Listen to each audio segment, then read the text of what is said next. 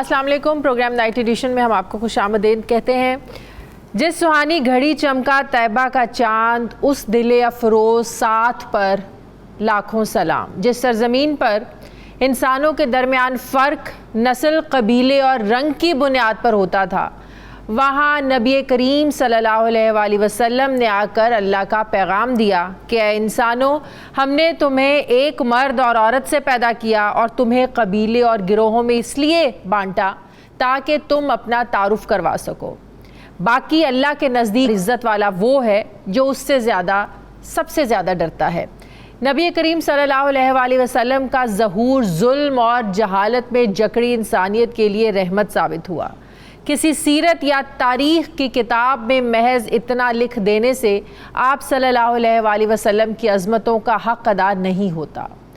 हजूर सल्लल्लाहु अलैहि वसल्लम की विलादत 12 रबीउल अव्वल को हुई। विलादत मुस्तफ़ा सल्लल्लाहु अलैहि वसल्लम का हक़ अदा करने के लिए उन तजल्लियात और अनवारात का ज़िक्र बहुत ज़रूरी है। आप सल्लल्लाहु अलैहि वसल्लम की आमद से इंसानियत को हिदायत और नूरानियत की एक मंजिल मिली। आप सल्लल्लाहु अलैहि वसल्लम की आमद से सदियों से भटका हुआ इंसान मकसद तख्लीक से आगाह हुआ। आप सल्लल्लाहु अलैहि वसल्लम की आमद से इंसान ने खराफात और शिर्क से छुटकारा पाया। आप सल्लल्लाहु अलैहि वसल्लम की आमद से दर दर की ठोकरें खाने वाले इंसान को बारगाहे रब्बुल आलमीन के आगे सरे बसजदूद होने का सलीका आया। आप सल्लल्लाहु अलैहि वसल्लम की आमद ने शिर्क और तौहीद के दरमियान फ़र्क पैदा किया। आप सल्लल्लाहु अलैहि वसल्लम की आमद ने समाजी, मुआशी और सियासी ज़िंदगी के गोशों को उजागर किया। आप सल्लल्लाहु अलैहि वसल्लम की आमद का तकाज़ा ये है कि हमारे कौल और फ़ेल में तज़ाद ना हो, दिल, अफ़ाल और ज़बान में यकसानियत हो, रियाकारी और नमूद व नुमाइश से किनारा कशी करके खुलूस का रास्ता अपनाएं। हमारी सूरत और सीरत तहज़ीब इस्लामी की आयनादार हो, हमारे हाथ और ज़बान से किसी को तकलीफ़ ना पहुँचे और फिर हम जश्न विलादत रसूल की खुशियाँ अपने अपने अंदाज में मनाएं। मेरी और 92 न्यूज़ की तरफ से सारी उम्मत मुस्लिमा को ईद मिलादुन नबी बहुत बहुत मुबारक हो। नाज़रीन, प्रोग्राम का बाकायदा आगाज़ करते हैं। आज मुस्लिम लीग नून के कायद मियां नवाज़ शरीफ और मरियम नवाज़ ने मीडिया से बात की। लंदन में अपनी मर्ज़ी के 3 सहाफ़ी उन्होंने बिठाए हुए थे और पिछले 5 साल की जो कहानी थी, पिछले 5 सालों में उनके साथ जो हुआ, जिस तरह उनको सज़ाएं सुनाई गई, फिर नवाज़ शरीफ साहब ने अपनी अहलिया की बीमारी के हवाले से बताया कि किस तरह वो बिस्तर मर्ग पर थी, जिस तरह उनको छोड़ कर आना पड़ा। वो बार बार दरख्वास्तें देते रहे कि नैब के जज ने जो फ़ैसला सुनाना है कुछ दिन आगे कर ले, लेकिन उनकी एक नहीं सुनी गई। फिर जब वो यहाँ पर आ गए, जिस तरह उनको जेल भेजा गया, जिस तरह उनकी अहलिया की वफ़ात की खबर उनको सुनाई गई, उनकी फ़ोन पर बात नहीं कराई गई। उन्होंने कहा कि मुझसे बदला लेने के लिए पाकिस्तान का जो है ना वो भट्टा बिठा दिया है। सज़ाएं हुई नहीं, सज़ाएं दिलवाई गई हैं, कुछ भी मेरिट पर नहीं था। बड़े उन्होंने गिले शिकवे किए अपने मर्ज़ी के सहाफ़ियों को बिठाकर, जो अपनी मर्ज़ी के सवाल भी नहीं उनसे कर सकते थे।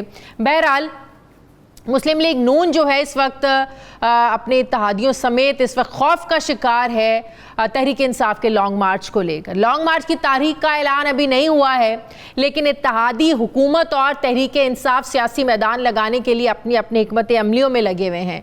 अपना अपना सियासी मसल दिखाने और मुखालिफ के बाजू मरोड़ने के दावे किए जा रहे हैं। तहरीक इंसाफ इस्लामाबाद आने का अटल फैसला कर चुकी है, जबकि हुकूमत भी उनसे निमटने की वार्निंग दे चुकी है। एक दूसरे की गिरफ्तारियों की कोशिशें भी की जा रही हैं। चेयरमैन तहरीक इंसाफ शहर शहर जलसे और मीटिंग्स करके अपने नौजवानों का खून गरमाने के साथ साथ उनसे हल्फ भी ले रहे हैं कि जब मैं कॉल दूं तो हकीकी आज़ादी के लिए इस्लामाबाद पहुंचना होगा, और कारकुन भी उनकी कॉल का बेताबी से इंतज़ार कर रहे हैं। दूसरी तरफ हुकूमत ने इस्लामाबाद रेड जोन के साथ साथ इससे जुड़े तमाम इलाकों को महफूज बनाने के लिए शहर को कंटेनर सिटी बनाकर रख दिया है। खारदार तारें लगाई जा रही हैं, ज़मीनी रास्तों पर खंदकें खोदी जा रही हैं, आंसू गैस के शेल्स और रबड़ की गोलियां भी मंगवा ली गई हैं। लेकिन यहाँ थोड़ा सा ट्विस्ट है कि गोलियां चलाने वाले जो हाथ हैं अब की बार ये वफाकी हुकूमत के पास उस तादाद में नहीं है जितने पिछली बार थे, क्योंकि इस बार रास्ते रोकने वाली पंजाब पुलिस इत्तेहादी हुकूमत की जगह तहरीक इंसाफ के ताबे होगी। गुज़श्ता रोज़ chief of army staff general Qamar Javed Bajwa ने भी ऐसी किसी सियासी एक्टिविटी का जिक्र किए बगैर ये कहा कि अदम इस्तेहकाम पैदा नहीं करने देंगे, किसी फ़र्द या गिरोह की पाकिस्तान को सियासी और मुआशी तौर पर गैर मुस्तहकम करने की जो कोशिश है इसको अवामी हिमायत से नाकाम करेंगे। दुनिया बदल गई है, हमें भी तब्दील होना चाहिए वरना स्टेटस को की कीमत अदा करना पड़ेगी। नाजरीन, इस वक्त मुल्क में सियासी और मुआशी अदम इस्तेहकाम अरूज पर है।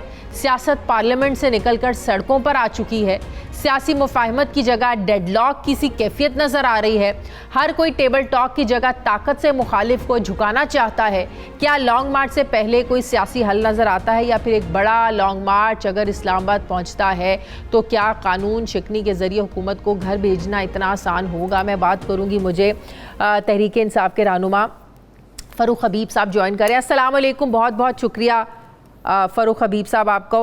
फ़ारूक हबीब साहब, आज जैसे मैंने अपने शुरू में कहा कि नवाज शरीफ साहब ने आज लंदन में कुछ मीडिया के लोगों से बात की, 3 सहाफ़ी बिठाकर, जिसमें उन्होंने 5 सालों के गिले शिकवे किए। वो कहते हैं सज़ाएं हमें दिलवाई गई हैं, मेरिट पर कुछ नहीं हुआ है, ये इमरान खान ने सब कुछ सियासी इंतकाम के लिए किया है, मुझसे इंतकाम लेने के लिए आप लोगों ने पाकिस्तान को बड़ा नुकसान पहुंचाया है। फ़ारूक हबीब साहब जी, वालेकुम अस्सलाम। ये नवाज शरीफ ने जो आज प्रेस कॉन्फ्रेंस की है, ये चोर मचाए शोर वाली प्रेस कॉन्फ्रेंस है और ये वो शख्स है जो पाकिस्तान की अदालतों से जिसको सजा हुई चोरी की बुनियाद के ऊपर, और ये पाकिस्तान की अदालतों में झूठ बोल बीमारी का बहाना करके मुल्क से बाहर चले गए।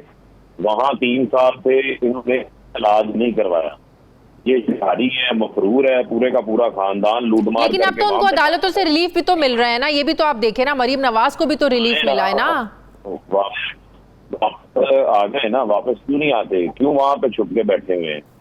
यहाँ पर आकर, क्योंकि इन्हें पता है कि जब इमरान खान की हुकूमत थी, इमरान खान से किस चीज का इख्तलाफ है, क्यों इमरान खान के खिलाफ साजिश, क्यों इक़्तिदार से हटाया गया? वो अवाम का फायदा तो जो अपनी अहलिया को बिस्तरे मर्ग पर छोड़कर आ सकते हैं, मेरी बात सुने ना, जो अपनी अहलिया को बिस्तरे मर्ग पर छोड़कर आ सकते हैं जेल में जाने के लिए, अब भी आना उनके लिए कोई मुश्किल नहीं है। वो तो इलाज के लिए बैठे हुए हैं वहां पर। ये बात आप लोगों को समझनी चाहिए। आप लोगों ने खुद जाने की इजाजत दी। आपको पता है, आपको पता ही नहीं है कि इनको बीमारी क्या है, इनको करप्शन की बीमारी है और उसका इलाज है वडेला जेल के अस्पताल में। इसमें तो कोई हॉस्पिटल ही नहीं है। तो पाकिस्तान में ऐसा हॉस्पिटल नहीं है जहाँ पे इनकी बीमारी का इलाज हो सके। जिनका इलाज होना होता 3 साल में इनका इलाज हो जाता। ये सारी रामलीला की कहानियां जो आज बैठ के इन्होंने सुना दी हैं, इनकी तो चलने की पाबंदी थी। अब कौन सी डील हो गई है, कौन सी ढील हो गई है, अब पर्दे के पीछे मतलब तय हो गए हैं कि अब तो लाइव लंदन से प्रेस कॉन्फ्रेंस से चलना शुरू हो गई हैं। इमरान खान की तकरीरें, तो आप लोग ये समझ रहे हैं कि ये तो एक वक्त वो भी था जब नवाज शरीफ की तकरीरें भी नहीं चलती थी। अगर अब ये सब कुछ रिवर्स हो रहा है और आज सुन लेना, तो अगर आज सब कुछ रिवर्स हो रहा है, मेरा भी सवाल सुन लेना। आपने भी डील और ढील की बात की है, तो आप लोगों को लग रहा है सब कुछ डील के जरिए हो रहा है, मेरिट पर कुछ नहीं हो रहा है? मेरिट नामी तो चीज है ही कोई नहीं है। मैं इस पर आपको बताना चाहता हूँ। देखिए मामला क्या है। मामला ये है, यहाँ पर आपका कैमरा मेरे सामने मौजूद है ना, इससे कोई जुर्म हो जाए और इसको सजा हो जाए, ये जेल में बंद हो जाएगा। ये जेल में बंद हो जाए, इसको कोई बीमारी लग जाए, ये तो जेल के हॉस्पिटल में भी इसको दाखिल नहीं कराएंगे। इन लोगों को तो यहाँ से सजाएं हुई हुई है। तकरीर पर पाबंदी ये थी कि एक सजा याफ्ता मुलजिम कैसे बैठ के प्रेस कॉन्फ्रेंस कर सकता है। ये कानून का मजाक है, पाकिस्तान का कानून का मजाक उड़ाना है, जो मजाक उड़ाया जा रहा है। यही वजह है कि इमरान खान साहब ने पूरी पाकिस्तान की अवाम में तहरीक चलाई, उनको मोबिलाइज किया, तैयार किया। क्या करप्शन के खिलाफ बात इमरान खान की जिम्मेदारी है, क्या मीडिया की भी है, पाकिस्तान के शहरी की है, पूरे माशरे की? तो आप लोग ये समझ रहे हैं कि जो हाथ, सुन लेना, जो हाथ कल तक आप लोगों के कंधों पर था वो आज उधर दोबारा शिफ्ट हो गया है? नहीं, हमारे हाथ पे तो सिर्फ जो है वो, हम तो अवाम के साथ के ऊपर जो है वो बिलीव रखते हैं। और आपने देखा कि 17 जुलाई को जो पंजाब में ज़िमनी इंतखाबात हुए थे, तो तमाम प्रेशर के दबाव के बावजूद इमरान खान को अवाम ने वोट दिया। पब्लिक तो अब भी तैयार है। ये इलेक्शन क्यों नहीं करवा रहे, क्यों इंतखाबात से भाग रहे हैं? उसकी वजह ये है कि ये खौफजदा है कि इमरान खान की पॉपुलैरिटी अवाम के अंदर इस टाइम बहुत ज्यादा है। उनकी सारी सियासी तारीख की सबसे ज्यादा इमरान खान की पॉपुलैरिटी है। लेकिन ये लोग लंदन में बैठ के प्रेस कॉन्फ्रेंस कर रहे हैं ना, आए, अभी तो NRO भी ले लिया ना, NRO 2 ले लिया। अगर इमरान खान के दौरे हुकूमत में ये वापस आ जाते, क्यों नहीं आए ये वापस? जो सहूलतें इनको मिली हैं जो आम साइकिल चोर है, जिसने गटर का ढक्कन चोरी किया है, जिसको बेरोजगारी की वजह से, फाकों की वजह से जिसने चोरी कर ली, वो जेलों के अंदर बंद है। ये पूरा मुल्क लूट के खा गए, इनका पेट ही नहीं भरता। अच्छा, एक और बैठे हुए हैं जाके। एक और चीज इक़्तिदार बताएं। होता है, पाकिस्तान आ जाते हैं, इक़्तिदार से बाहर आता है, पता चलता है कमर की दर्द शुरू हो गई है, पता चलता है पेटें कम हो गई हैं, कभी कुछ इशू बन गया। ये सारा मामला इनका चलता रहता है। फरूख हबीब साहब, अभी तो आप लोगों ने लॉन्ग मार्च की तारीख का बाकायदा ऐलान नहीं किया है, लेकिन खौफ तो तारी हो चुका है वफाकी हुकूमत पर।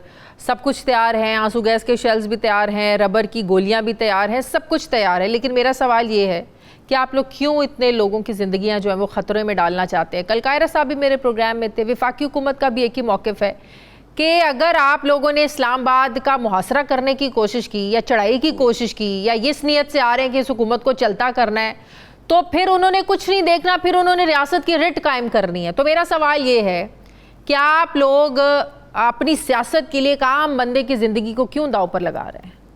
देखें, मेरा बड़ा सादा सा जवाब ये है कि यहाँ पर फैसलाबाद में पावर लूमें बंद हो गई हैं, टेक्सटाइल बंद हो गई है, दूर बेरोजगार हो गया है। क्या रियासत की रेट कायम है? आज आपको बैठ के आपके मुल्क को एक मुल्क धमकी लगाए, आपके मुल्क के वजीर आजम को साजिश करके तब्दील कर दिया जाए, क्या रियासत की रेट कायम है? रियासत की रेट सिर्फ जो नहते पुरअमन मुजाहिरीन हैं उनके ऊपर ही आनी है। ये रेट शेट का मामला ही नहीं है। एहतजाज जमहूरी और आईनी हक है, सबका हक है।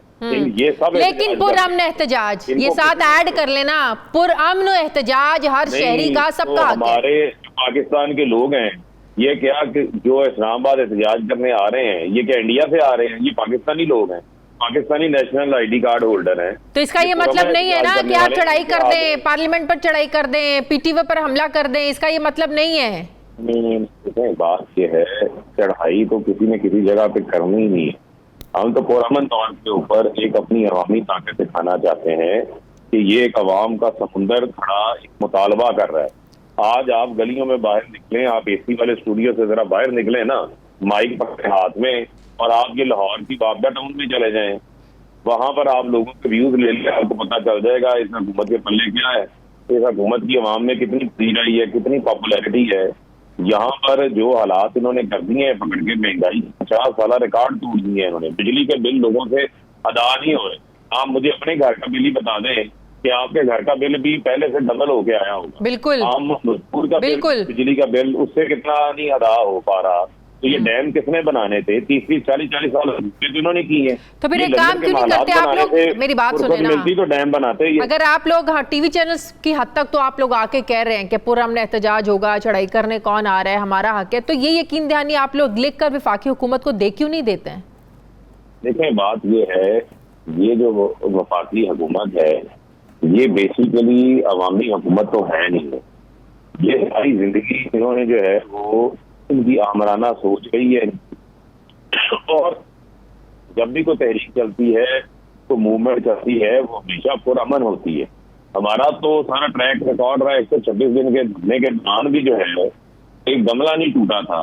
उल्टा 25 मई को जो तशद्दुद इन्होंने किया, जो इन्होंने FIR काटी, जुल्म और बर्बरियत किया, 2 कारकुनान हमारे शहीद हुए, जिस तरह को गैस चलाई गई, किसी के हाथ, यासमीन राशिद के हाथ में को क्लाशनकोव थी, उसकी गाड़ी तोड़ दी गई, हमाद अजहर का सर फाड़ दिया गया, क्या क्या कुछ नहीं इन्होंने किया। आप लोगों को क्या है कि ये मकसद नहीं है कि इस हुकूमत को घर भेजने के लिए आप लोग इस्लामाबाद जा रहे हैं? आम इंतखाबात करवाना चाहते हैं, आम इंतखाबात ये भी आ जाए मैदान में, फैसला तो आवाम ने करना है, आवाम को फैसला करने दें। अगर फैसला ये करेंगे तो आप लोगों को लेकर चले जाएं, अपने हाथ में ले लिया, तो कहाँ छुपेंगे? तो वही तो मैं कह रही हूँ, अवाम अपने हाथ में फैसला कैसे लेंगे? क्या फसाद होगा, लड़ाई झगड़ा होगा, अवाम कैसे फैसला अपने हाथ में लेंगे? हुकूमत बैठी हुई है, अवाम का फैसला है, नया सर्वे भी आया है, अवाम का फैसला है फौरी इंतखाबात। अब अवाम का फैसला जो है वो इम्प्लीमेंट होना चाहिए। अगर उसके रास्ते में कोई रुकावट बनेगा और उसको बाय फोर्स दबाने की कोशिश करेगा, तो फिर अवामी रद्द-ए-अमल भी जो है वो सामने आएगा। लेकिन अवामी रद्द-ए-अमल अब एक और भी पैदा हो रहा है कि जो साइफर की ऑडियो लीक्स खुलकर सामने आ रही है, ये मसला बड़ा मशकूक बन चुका है कि क्या इसको सिर्फ एक बहाना बनाकर, इसको ट्विस्ट कर इसके साथ वाकई खेला गया है, उस तरह खेला गया है जिस तरह खेलने की बात इमरान खान साहब कर रहे थे? क्या वाकई मिनट्स बदल कर अपनी मर्जी की चीजें शामिल की गई हैं, जो बात आजम खान साहब कर रहे थे? मामलात मशकूक हुए हैं इन ऑडियो लीक्स के बाद, फरूख हबीब साहब। बहुत अच्छी बात की, आपके मुंह में घी शक्कर।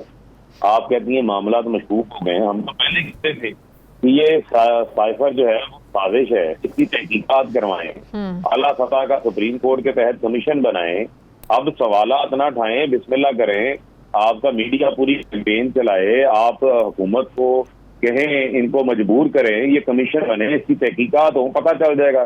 तो भाई 2 नेशनल सिक्योरिटी की मीटिंग हुई जिसमें तमाम सर्विसेज चीफ बैठे हुए थे, ठीक है। अगर उसके को मिनट में उसकी साइकिल से हटके को बात होती तो बात सामने आ जाती। चले एक बार इमरान खान चेयर कर रहे थे, वो वज़ीर आज़म थे, दूसरी बार तो शहबाज शरीफ कर रहा था ना चेयर, ठीक है। तो कहते थे ये खाती जैसी है, ये झूठा है, ये वज़ारत खारजा में बनाया गया। क्या क्या झूठ इन लोगों ने नहीं बोली। ये अवाम की मेमोरी बड़ी शॉर्ट है, लेकिन मीडिया का भी फर्ज है कि अवाम को फिर पूरे हकाइक बताएं, आधे हकाइक लोगों को ना बताएं। आप जो जिस ऑडियो की आप बात कर रही हैं, ये तो एक हकीकत है कि इमरान खान से ये लोग खौफजदा हुए। इमरान खान ने रशिया का दौरा क्यों किया, जबकि वो मुल्क के मफाद में था, सस्ता तेल लेना था, सस्ती गंदम लेनी थी, सस्ती गैस लेनी थी। आज ना इनको कोई गैस दे रहा है, ना इनको कोई गंदम दे रहा है, ना इनको आज सस्ता तेल दे रहा है। इनकी गलत पॉलिसियों की वजह से अवाम मुश्किलात का शिकार। हमें तो अवाम की फिक्र है, इनको अपने पेट की फिक्र है, इनको रायमंड के महल की फिक्र है, इनको पप्पू डब्लू को बचाने की फिक्र है। ये मसला है इनका। बहुत बहुत शुक्रिया तहरीक इंसाफ के रहनुमा हबीब साहब मेरे साथ थे। बहुत शुक्रिया आपका। मुझे ब्रेक लेनी है नाज़रीन, वापस आते हैं थोड़े से वक्फे के बाद।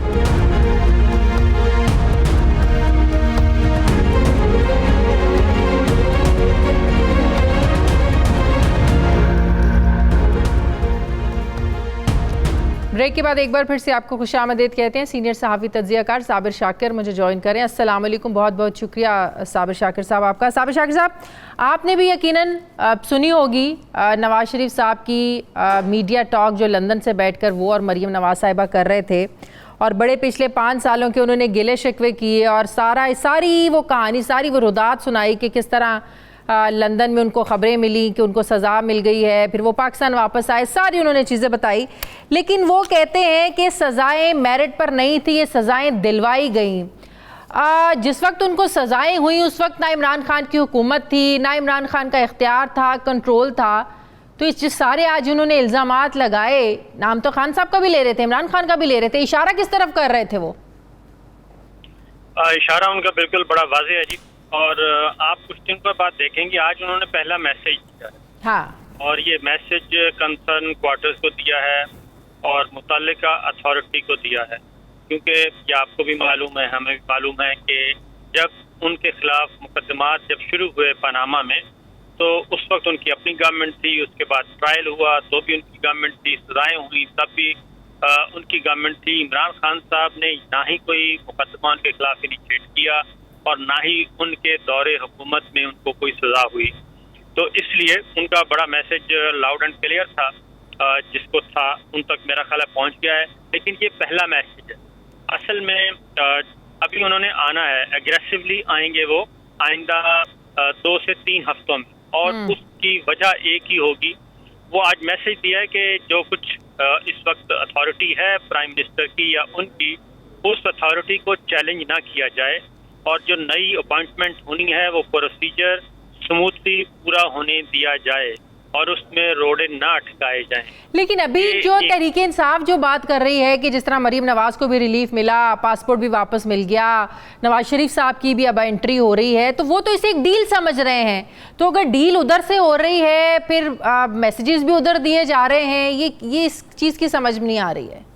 नवाज शरीफ साहब को इस बात का खदशा मौजूद है कि अभी भी, बल्कि वो कहते हैं कि अभी भी उनके साथ भी स्पॉट फिक्सिंग की जा रही है और कहीं ना कहीं दूसरे प्लेयर्स को भी के साथ भी इंटैक्ट हैं। तो इसलिए उन्होंने ये मैसेज दिया है कि मेरे साथ जो मामला तय हुए हैं उसको पूरा किया जाए और उनको मंतवी अंजाम तक पहुंचाया जाए, क्योंकि अब तक ये स्टेप्स पूरे हो गए हैं। अब अगला स्टेप क्या है, जो टाइमलाइन है उसमें है कि नवाज शरीफ साहब की डिस्क्वालिफिकेशन का खात्मा, उनकी सजाओं का खात्मा, नवाज शरीफ साहब की वापसी, और इसी दौरान अपॉइंटमेंट होनी है जो इम्पोर्टेंट। वो एक सेंटर पॉइंट वही है जिसके इर्द गिर्द पाकिस्तान की सारी पॉलिटिक्स घूम रही है।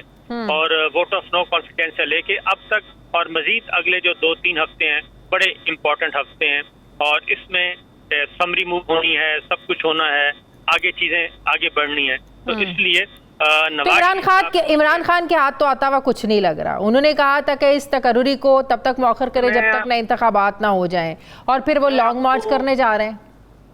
जी मैं आपको एक बात बताऊं कि जो मेरे पास इत्तलात है, पॉलिटिकल प्लेयर्स के दरमियान एक सॉफ्ट सा इनविजिबल और वर्बल एक एग्रीमेंट हो चुका है पॉलिटिकल प्लेयर्स के दरमियान कि वो कोई ऐसा कदम, कोई भी पॉलिटिकल प्लेयर ऐसा कोई कदम नहीं उठाएंगे कि जिससे थर्ड पार्टी को खेलने का मौका मिले या थर्ड पार्टी को इंटरवीन का मौका मिले या थर्ड पार्टी के पास गेम चली जाए। ये पॉलिटिकल प्लेयर्स का वो ऑपोजिशन में है या गवर्नमेंट में है, तो खान साहब तक ये मैसेज पहुंच गया, सिर्फ वो प्रेशर एक रखने के लिए वो क्या लॉन्ग मार्च का जो है ना वो उन्होंने कहानी शुरू की हुई है। इसका मतलब उनको ब्रीफिंग दी जाए कि क्या तय पाया है, क्या इश्यूज थे, जिस 7 दिन का तवील तरीन जो विजिट था इसके मकासद क्या थे, ये सारा सेनेट में आई थिंक एक मूव होने वाली है।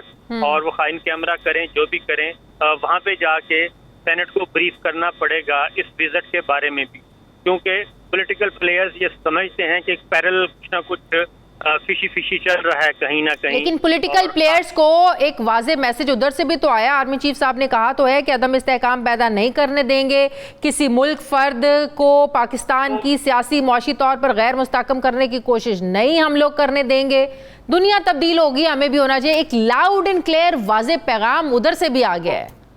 वो मैसेज बस ऐसे ही है और अब मैसेज का नहीं है, क्योंकि चेंज ऑफ कमांड का प्रोसेस शुरू हो चुका है और वो होने वाला है।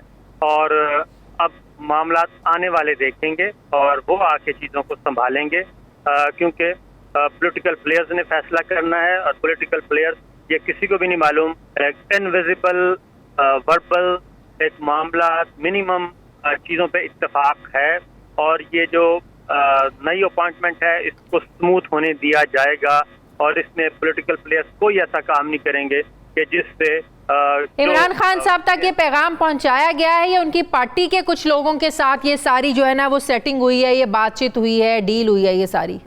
इमरान खान साहब की एक कमेटी बनी हुई है, परवेज खटक साहब हैं उसके, शाह महमूद कुरैशी साहब हैं, वो भी पॉलिटिकल प्लेयर्स आपस में राब्ते में हैं और ख़ास तौर पे प्रेसिडेंसी जो है वो, क्योंकि इशू इस वक्त ये बन रहा है कि जो prime minister office, prime minister house की जो रिकॉर्डिंग, बगिंग और सिक्योर टेलीफोन लाइंस जो हैं उनकी जासूसी, ये सारी चीज़ें इस वक्त मार्केट में अवेलेबल हैं और वो भी, उस पर भी पॉलिटिकल प्लेयर्स जो हैं, आज आपने फवाद चौधरी साहब का सुना होगा कि वो कह रहे थे कि प्राइम मिनिस्टर कोई भी हो, लेकिन ये जो कुछ हुआ है ये सारा कुछ आकर किसके हुक्म पे हो रहा था, क्योंकि prime minister house, prime minister office, prime minister की सिक्योर लाइन अगर सिक्योर नहीं है, उनकी गुफ्तगू जो है वो सारी की मार्केट में अवेलेबल है, तो फिर वजीर आजम तो हुक्म नहीं दे सकता कि मेरी रिकॉर्डिंग करें, तो फिर ये हुक्म कौन दे रहा था और किसके हुक्म पे ये सब कुछ हो रहा था। ये चीजें जो हैं ये बड़ी अलार्मिंग हैं, क्योंकि दोनों, कभी इमरान खान की एक प्राइम मिनिस्टर की आ जाती है, कभी दूसरे प्राइम मिनिस्टर की आ जाती है, तो पॉलिटिकल प्लेयर्स ये समझते हैं कि एक बार फिर ऐसा माहौल पैदा किया जा रहा है कि एक दूसरे के खिलाफ इस हद तक आगे बढ़ें कि कोई इमरजेंसी प्लस, क्योंकि नवंबर आगे आ रहा है और नवंबर 2000। तो इसका मतलब है कि पॉलिटिकल प्लेयर्स के दरमियान इस हद तक इत्तेफाक हुआ है कि वो ऐसा इकदाम नहीं उठाएंगे कि तीसरी कुव्वत आ जाए, लेकिन खान साहब असम्बली से बाहर ही खेलते रहेंगे, असम्बली के अंदर नहीं जाएंगे। बिल्कुल, ये आप देखें कि ज़िमनी इलेक्शन के लिए इन्होंने अब कहा है कि जी 90 दिन के लिए मुलतवी कर दें, तो अगर वो मुलतवी हो जाते हैं तो आज खुद ये एक बहुत बड़ा साइन है, क्योंकि इस वक्त अगला इलेक्शन ईयर तो स्टार्ट हो चुका है, पार्लिमानी जो साल है, आखिरी पार्लिमानी साल चल रहा है, उसमें इख्तलाफ क्या है? इख्तलाफ तो कोई नहीं है, 2, 4, 6 महीने आगे हो जाए, पीछे हो जाए, उस पे सारे इस वक्त इत्तफाक है सबका, और सबको मालूम है कि नेक्स्ट ईयर ये आखिरी पार्लिमानी साल के भी 3 महीने गुजर चुके हैं। प्रेसिडेंट ने खिताब करना, अगस्त में पार्लिमानी साल शुरू होता है, तो अगस्त में खत्म होना है। अच्छा साबिर, क्या ये बात दुरुस्त है कि मुश्तरका इजलास से जो खिताब किया आरिफ अलवी साहब ने, इमरान खान साहब तहरीक इंसाफ ने उनको मना इसलिए भी किया था कि खिताब ना हो सके, न वो खिताब नहीं होगा, नया पार्लिमानी साल नहीं शुरू होगा, इस हुकूमत को जो है वो बड़ा टफ टाइम मिलेगा। फिर वो ये चाह रहे थे कि उनकी लिखी हुई तकरीर ना करें, अपनी लिखी हुई तकरीर करें। यही वजह थी कि PTI का भी कोई उसमें शामिल नहीं था, हुकूमत की तरफ से कोई शामिल नहीं था, गिनती के 14-15 लोग शामिल थे। मेरा नहीं ख्याल कि ऐसी कोई चीज़ है, क्योंकि इस वक्त ईवान सदर और president of Pakistan doctor Arif Alvi, उनके दरमियान और इमरान खान साहब के दरमियान एक बहुत अच्छी अंडरस्टैंडिंग मौजूद है। और सबसे अहम तरीन जो मीटिंग है वो प्रेसिडेंसी में हुई है, उसके बाद चीज़ें कुछ खुलकर सामने आई हैं। ये सारी मेरा ख्याल है कि डिसइंफॉर्मेशन है और ये गवर्नमेंट की तरफ से डिले किया जा रहा था। और ये समरी मूव करनी होती है प्राइम मिनिस्टर ने, पार्लियामेंट्री अफेयर्स की कमेटी ने, मिनिस्ट्री ने, कि जॉइंट सेशन कब हो रहा है। वो बार बार वो कैंसिल कर रहे थे, उनको शायद कोई झटका लगा हुआ था, क्योंकि पहले आप मालूम है कि कुछ खबरें आना शुरू हुई कि हम जी ईवान सदर भी हम खाली करवाएंगे और डॉक्टर आरिफ अलवी साहब को भी। लेकिन PTI के अपने लोग भी तो नहीं शामिल हुए ना, सेनेट से कौन आया? जी वो इसलिए उसका अगर जाते तो बहुत अच्छा था, उसमें कोई शुबा नहीं है, जाना चाहिए था, लेकिन वो इसलिए नहीं गए कि उन्होंने कहा जी कौमी असम्बली से हमने इस्तीफे दिए हुए हैं, अगर जाते तो बहुत अच्छा होता, इसमें कोई शुबा नहीं है। ये आई थिंक इनका फैसला दुरुस्त नहीं था कि हम नहीं जाएंगे। ठीक है, बहुत बहुत शुक्रिया सीनियर साहब तज्जियाकार साबिर शाकिर साहब मेरे साथ थे। मुझे ब्रेक लेनी है, नाज़रीन वापस आते हैं वक्फे के बाद।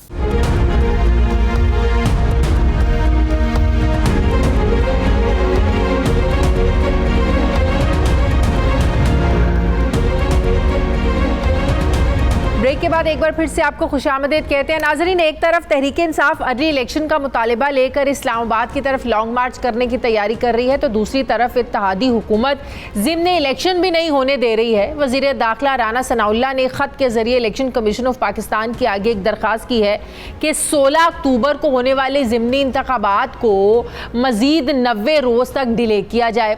अब ख़त में वो लिख रहे हैं कि 16 अक्टूबर को ज़िम्नी इंतखाबात होने हैं, मगर बाएतमाद इंटेलिजेंस रिपोर्ट्स के मुताबिक 12 और 17 अक्टूबर के दरमियान एक सियासी जमात वफाकी दारुल हुकूमत का मुहासरा करना चाहती है, जिसके लिए फौजी दस्ते और पुलिस की नफरी को वहां तैनात किया गया है। यकीनी तौर पर ख़त में तहरीक इंसाफ के लॉन्ग मार्च की तरफ इशारा किया गया है नाजरीन, जिसकी अभी तक तारीख का कोई हतमी ऐलान भी नहीं किया गया है। इससे पहले ये इलेक्शन 25 सितंबर को शेड्यूल थे, फिर बाद में सैलाब के लिए इसी तरह की एक दरख्वास्त देकर इसलिए मुलतवी करवाया गया था कि जो अमला है वो सैलाब ज़दगान जो इलाके हैं सैलाब ज़दा उधर मसरूफ़ है और अवाम भी उस तरफ मसरूफ़ है, जिसकी वजह से इलेक्शन नहीं हो सकते। तो क्या इलेक्शन कमीशन इल्तवा की इन दरख्वास्तों पर जानिबदारी तो नहीं दिखा रहा, क्योंकि तहरीक इंसाफ पहले ही मौजूदा इलेक्शन कमीशन और इसके सरबराह पर अदम एतमाद का इजहार कर चुकी है। नाजरीन, ये तो साफ जाहिर है कि हुकूमत अर्ली इलेक्शन नहीं चाहती है, बल्कि इलेक्शन कमीशन को दी जाने वाली दरख्वास्तों से वाज़ेह है कि हुकूमत ज़िमनी इलेक्शंस पर भी इल्तवा ही चाह रही है। ये तो हकीकत है कि मुल्क में सैलाब की तबाहकारियों को लेकर हुकूमत और इनके इदारे खासे मसरूफ़ हैं। साथ ही इस बात को भी रद्द नहीं किया जा सकता कि इस वक्त सारी की सारी सियासत का मरकज़ भी अर्ली इलेक्शन की तारीख बनी हुई है। अब तो हुकूमत की अपनी इत्तेहादी जमात ANP ने भी ज़िमनी इलेक्शन बरवक्त ना होने की सूरत में हुकूमत से अलग होने का इंदिया दिया है, जो कमज़ोर वफाकी हुकूमत अभी अफोर्ड नहीं कर सकती है। हुकूमत को ज़िमनी इलेक्शन ना कराने में क्या सियासी फ़ायदा होगा और इसमें इलेक्शन कमीशन का क्या किरदार होना चाहिए।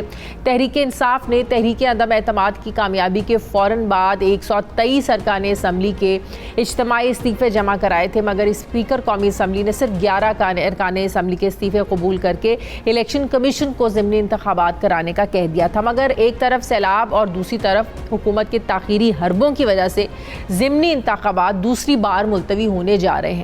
आइन में इसकी क्या गुंजाइश है, मैं बात करूंगी। मुझे ज्वाइन कर रहे हैं साबिक secretary election commission Kanwar Dilshad साहब। अस्सलाम वालेकुम, बहुत बहुत शुक्रिया कंवर दिलशाद साहब आपका। कंवर दिलशाद साहब, अब जो हुकूमत एक बार फिर से ज़िमनी इंतखाबात को 90 रोज़ के लिए डिले करना चाहती है, इस बुनियाद पर क्योंकि उनके पास बाएतमाद इंटेलिजेंस रिपोर्ट्स हैं कि 12 से 17 अक्टूबर के बीच में एक जमात मुहासरा करना चाहती है इस्लामाबाद का, तो ये तो सिर्फ आप अपनी इंफॉर्मेशन की बुनियाद पर कह रहे हैं। इमरान खान हो सकता है कि वो 12 से 17 अक्टूबर के बीच में ना करें, तो ये तो फिर गलत साबित हो जाएगा इस हुकूमत का जो ये एक इकदाम करने जा रही है। वजारत दाखिला ने भी इलेक्शन कमीशन में इसको डिले करने के लिए दरख्वास्त दायर कर दी है। आइन इस हवाले से क्या कहता है कंवर साहब?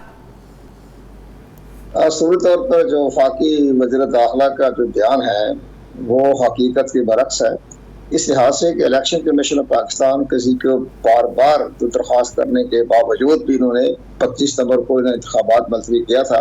अभी 2 हफ्ते पहले राना सनाउल्लाह खान और सेक्रेटरी वज़ारत दाखिला की चीफ इलेक्शन कमीशनर से बड़ी तफसील से मुलाकात हुई और वहाँ उन्होंने बाकायदा यकीन दहानी करवाई इलेक्शन में पाकिस्तान को कि हम आपकी तमाम जो आपकी डिमांड है, पुलिस की है, रेंजर है और बाकी जो इदारे होते हैं सेंसिटिव डिपार्टमेंट के या हुकूमत के, वो सब हम आपकी खिदमत में पेश कर देंगे। अब बिल्कुल आप इलेक्शन जो है वो 16 अक्टूबर को करवा दें और 25 अक्टूबर को लोकल कर। हमारे पास तमाम सोर्सेज मौजूद हैं। अब ये इस कदर कहना कि अभी बीच में 16, 17, 18 को दरमियान में किसी की सियासी जमात का हवाला दे के इंतखाब मुलतवी करना, ये गैर आइनी, गैर कानूनी है। और इस लिहाज से सबसे बड़ी अहम बात यह कि इलेक्शन कमीशन पाकिस्तान मेरी दानस्त में इनको रिजेक्ट करेगा। क्योंकि इलेक्शन कमीशन पाकिस्तान रिजेक्ट करेगा, मुस्तरद करेगा और इनको वारंट जारी करेगा और मुमकिन है इनको तलब भी कर ले इलेक्शन पाकिस्तान में कि आप क्या बार बार हमें लॉ एंड ऑर्डर की सूरत हाल कहना और एजेंसियों का नाम देकर हम इंतखाबात को मुलतवी करा के और इलेक्शन कमीशन ऑफ पाकिस्तान को आप आदमी एतमाद करवा रहे हैं। मतलब कि इलेक्शन कमीशन पाबंद तो नहीं है कि जो वजारत दाखिला की तरफ से उज़्र पेश किया जा रहा है उसको मानने का? बिल्कुल नहीं, रवादार नहीं है। पहली दफा तो सैलाब की वजह से बात मानी पड़ गई थी कि सैलाब में हमारी सारी जो पुलिस फोर्स जो थी, आर्मी जो थी, वो सैलाब में आवाम की जो है हिफाजत के लिए मामूल थी। तो वो एक जेन्युइन डिमांड थी, उस पर इलेक्शन कमीशन पाकिस्तान ने बात तस्लीम कर ली थी। बाकायदा वज़ारत दाखिला की तरफ से और एजेंसियों की तरफ से भी इलेक्शन कमीशन पाकिस्तान को बाकायदा रिक्वेस्ट की गई थी कि जनाब इस पर गौर फरमाएं। तो फिर इलेक्शन कमीशन पाकिस्तान ने सैलाब को मद्देनजर रखते हुए उसको मुलतवी किया 16 अक्टूबर को।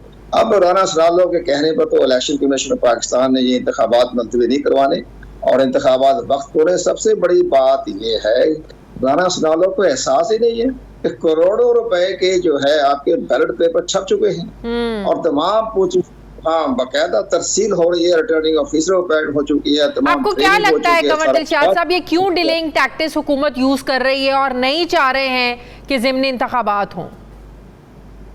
असल तौर पर हुकूमत को नजर आ रहा है कि इमरान खान जो 8 नशिस्तों पर जो इंतखाब में हिस्सा ले रहे हैं, ये बड़ी हिकमत अमली है इमरान खान साहब की और उसी हिकमत अमली के तहत वो वफाकी हुकूमत को शिकस्त दे रहे हैं। और सबसे बड़ी बात यह है कि वो 8 हलकों में अगर वो कामयाब हो जाते हैं तो हुकूमत वफाकी हुकूमत की सूबाई हुकूमत जो है सिंध में है, बाकी जगहों पर है, बाकी तो बलूचिस्तान में वो नहीं है, लेकिन पंजाब में और इसके बाद खैर पख्तूनख्वा में भी इलेक्शन लड़ रहे हैं। 2 सूबे वहाँ और तीसरा सूबा है सिंध। तो ये फिर बहुत बड़ी रिट जो है हुकूमत वफाकी हुकूमत की खत्म हो जाएगी, कमजोर पड़ जाएगी। लेकिन एक और चीज बताए ना कंवर दिलशाद साहब, अगर ये सारी सीटों पर इमरान खान कामयाब हो भी जाते हैं तो जाहिर है रखनी तो आपने एक सीट होती है, तो बाकी फिर जो सीटें खाली होंगी अल्टीमेटली उस पर भी दोबारा ज़िमनी इलेक्शंस में जाना पड़ेगा, फिर वही प्रोसेस होगा, फिर उतना खर्चा होगा, फिर वही वसाइल यूज होंगे, अल्टीमेटली तो फिर ज़िमनी इलेक्शंस की तरफ ही जाना पड़ेगा। ज़ाहिर है ये तो सुप्रीम कोर्ट ऑफ पाकिस्तान की तरफ से भी आ रहा था, सब बातें मामला हो रहा था, पब्लिक की तरफ से भी, मीडिया की तरफ से भी ये इमरान खान को एहसास दिलाया जा रहा था कि आपके 8 हलकों में इंतखाब में हिस्सा लेंगे, अगर आप इनमें कामयाब हो जाते हैं तो फिर ज़िमनी इंतखाबात आपने इस्तीफा दे देना है, तो इसके बाद आप फिर दोबारा इंतखाबात होंगे, खर्च बढ़ेगा 80 करोड़ रुपए। आप यकीन जाने कि ये तो इलेक्शन होगा 25 सितंबर 25 अक्टूबर को या 8 या 16 अक्टूबर को, इस पर इलेक्शन कमीशन पाकिस्तान का 80 करोड़ रुपया खर्च होना है। तो ये दोबारा इमरान खान साहब इस बात की तरफ तो ध्यान नहीं देते, लेकिन वो अपनी ताकत बनाने के लिए सियासी तौर पर उन्होंने अपना एक हिकमत अमली बनाई है इमरान खान ने। अब अगर ये को चाहिए कि इलेक्शन में हिस्सा लें, मुकाबला करें, उसको 8 नशिस्तों पर कामयाब ना होने दें, अपने वोटरों को मोटिवेट करें, उसको मोटिवेट करने के बजाय ये शिकस्त तस्लीम कर चुकी है वफाकी हुकूमत। जनाब ये अगर ये कामयाब होगा बासी सियासी तौर पर नुकसान पहुंचेगा। इमरान खान का तो बड़ी हिकमत अमली कामयाब जा रही है। जहाँ तक मेरा काफी ख्याल ये है कि आपने भी देखा होगा, रिसर्च किया होगा, इमरान खान ने कोई इस्लामाबाद नहीं आना और कल जो चीफ ऑफ द आर्मी ने बड़ा अहम बयान जारी कर दिया है कि मैं इस्लामाबाद में किसी जत्थे को नहीं आने दूंगा। तो ये नाम तो इस्लामाबाद के जत्थे ग्रुप की बात उन्होंने कर दी है, तो वो भी उनको सबक चला गया, मैसेज चला गया। वो इस तरह लॉलीपॉप देते रहेंगे इमरान खान। अब 6 जलसों में खिताब फरमा रहे हैं चंद रोज के बाद। एक 11 अक्टूबर से लेकर 14 अक्टूबर तक वो खिताब फरमा रहे हैं। तो अपने लोगों को, वोटरों को मुताबिक आपको नहीं लगता कि हुकूमत भी ये समझती है कि इमरान खान इस्लामाबाद नहीं आने वाले हैं? हुकूमत सिर्फ हार के खौफ से, शिकस्त के खौफ से बचने के लिए इस चीज़ का लिबादा ओढ़ रही है ताकि इसको डिले करके जो है ना वो अपनी शिकस्त से और आने वाली जो आपका ज़ाहिर है आपको एक शिकस्त का सामना करने के बाद शर्मिंदगी होगी। आपकी एक जो रिट है, जिस तरीके से आप हुकूमत में आए हैं, आपको शर्मिंदगी का सामना करना पड़ेगा। इस चीज़ से बचने के लिए इस चीज़ का लिबादा ओढ़ रही है हुकूमत। इसलिए हम कहते हैं वफाकी हुकूमत को, खासतौर पर राना सनाउल्लाह साहब को, कि ना चीफ इलेक्शन कमीशन की इज्जत का ख्याल रखें। इलेक्शन कमीशन को इदारे को आपने उसको इलेक्शन पाकिस्तान को दबाव में ना लाएं और इलेक्शन कमीशन पाकिस्तान को किसी इम्तहान से ना गुजारें। इलेक्शन में पाकिस्तान बड़े इम्तहान से गुजर रहा है इलेक्शन, इसलिए कि इमरान खान के तमाम मुकदमात हैं उनके, वो भी सुन रहा है, समाअत जारी हो रही है, मुख्तलिफ अदालतों से इमरान खान भी स्टे लिए जा रहे हैं। फॉरेन फंडिंग केस है, ममनुआ फंडिंग केस है, तौहीन इलेक्शन कमीशन है, ये सारे मुकदमात इलेक्शन में सुन रहा है। इसी तरह सुप्रीम कोर्ट पाकिस्तान के जो हैं, कौमी असम्बली के स्पीकर की तरफ से जो रेफरेंस गया हुआ है, उस पर भी इलेक्शन कमीशन जो है अपना फैसला महफूज किया हुआ है। स्टेट बैंक ऑफ पाकिस्तान से रिपोर्ट मंगवा रहे हैं। ये सारी चीजें दबाव में ना डालें, ये कह के आप इंतखाबात मुलतवी कर दें। तो अपना चाहिए राना सनाउल्लाह साहब को हकायक का मुकाबला करें, जमीनी हकायक का मुकाबला करें। कंवर साहब, आपको नहीं लगता कि जितने केसेस इस वक्त इमरान खान पर इलेक्शन कमीशन में भी चल रहे हैं, इस सब के बावजूद इमरान खान ही इस हुकूमत पर खौफतारी करने में कामयाब हो गए? वो इसलिए कि हुकूमत की कोई अच्छी नहीं जा रही गुड गवर्नेंस। अब इसाक डार के आने से कुछ फायदा पहुंचा है, डॉलर नीचा। अच्छा कंवर साहब, एक और चीज बताइए, ये इस्तीफों का जो मामला है, एक तरफ ये कहते हैं कि हम सब लोग जो हैं वो इस्तीफ़े दे चुके हैं, हमारे इस्तीफ़े मंजूर किए जाएं। अब दूसरी तरफ जो है वो अली ज़फ़र साहब जो है ना वो अदालत जाकर कहते हैं कि नहीं, जो इस्तीफ़े भी मंजूर भी किए जा चुके हैं वो मंजूर ना किए जाएं, क्योंकि जब तक सारे इज्तमाही तौर पर जो इस्तीफ़े दिए थे, जब तक वो इकट्ठे कबूल ना हो तो स्टेप बाय स्टेप इस्तीफ़े कबूल करने का कोई जवाज़ नहीं है। तो क्या आईनी कानूनी तौर पर कोई बाइंडिंग है इस चीज़ की कि आप अलग अलग इस्तीफ़े मंजूर नहीं कर सकते, मंजूर करने तो इकट्ठे ही करें? ये तहरीक इंसाफ की मंतक दुरुस्त नहीं है। वो ये जो हमारे जो है ना स्पीकर कौमी असम्बली, ये उनकी सवाबदीद पर है। तो उन्होंने जो असम्बली के जो रूल्स एक्ट बने हुए हैं उसके तहत उनकी जिम्मेदारी है कि वो हर मेंबर से पूछें, उनसे सर्टिफिकेट हासिल करें, उनके दस्तखत चेक करें। तो ये वो आहिस्ता स्टेप बाय स्टेप चलते हैं। ये हमारी अदालतें भी जो है वो स्पीकर कौमी असम्बली के किसी रूलिंग पर या जजमेंट पर या रेफरेंस को या इस्तीफा कबूल करने के बाद उसके बारे में कोई फैसला देने के रवादार नहीं है, और या honourable chief justice Islamabad high court कह चुके हैं। अब यहाँ तो 8 अक्टूबर में इंतखाब होना ही होना है, इलेक्शन कमीशन की तैयारी मुकम्मल है और बैलेट पेपर छप चुके हैं। इन हालात को देख बाकी रह गए वो 122 है या 18 जितने लोग बाकी हैं, उनकी मर्जी है कौमी असम्बली के स्पीकर की कि वो स्टेप बाय स्टेप करें या इकट्ठा कर दें, ये उनकी मर्जी पर है। लेकिन तहरीक इंसाफ के अंदर का जो ग्रुप है वो ये चाह रहा है कि हम किसी ना किसी बहाने से वापस कौमी असम्बली में चले जाएं। यहाँ तो 8 हल्कों में तो इंतखाबात हो जाने हैं, लेकिन बाकी जगहों पर उनकी ख्वाहिश ये है, सुप्रीम कोर्ट की तरफ से भी ये रिमार्क्स आ चुके हैं कि भी आप जाएं, कानून साजी करें, हमारे पास क्या लेना देने आए। तो ये कोशिश अंदर से चल रही है कि हम वापस कौमी असम्बली में जाएं। बड़ा जरूरी है तहरीक इंसाफ का कौमी असम्बली में जाना। चंद महीनों के बाद लीडर ऑफ द अपोजिशन की मशावरत से केयर टेकर गवर्नमेंट बननी है, तो क्या ये राजा रियाज की कहने पे बनेगी केयर टेकर गवर्नमेंट? तो ये बड़े अहम फैसले हो रहे हैं। तो ये इमरान खान को भी अपनी पॉलिसी पर नजरसानी करते हुए कौमी असम्बली में जाकर लीडर ऑफ द अपोजिशन का संभाले अपना ओहदा, और आइंदा जो तब्दीली आने वाली है उस पर अमल दरामद करें। केयर टेकर गवर्नमेंट आने वाली है, तो केयर टेकर गवर्नमेंट तो लीडर ऑफ द अपोजिशन के मशवरे से बनेगी। बिल्कुल, तो ये सारी चीजें इमरान खान को एहसास होना चाहिए। बहुत बहुत शुक्रिया कंवर दिल साहब, साबिक सेक्रेटरी इलेक्शन कमीशन मेरे साथ हैं। नाज़रीन, हमारे प्रोग्राम का वक्त खत्म हो गया। फीडबैक ज़रूर दीजिएगा, अपना ख्याल रखिएगा। मुझे इजाज़त दीजिए, अल्लाह हाफ़िज़।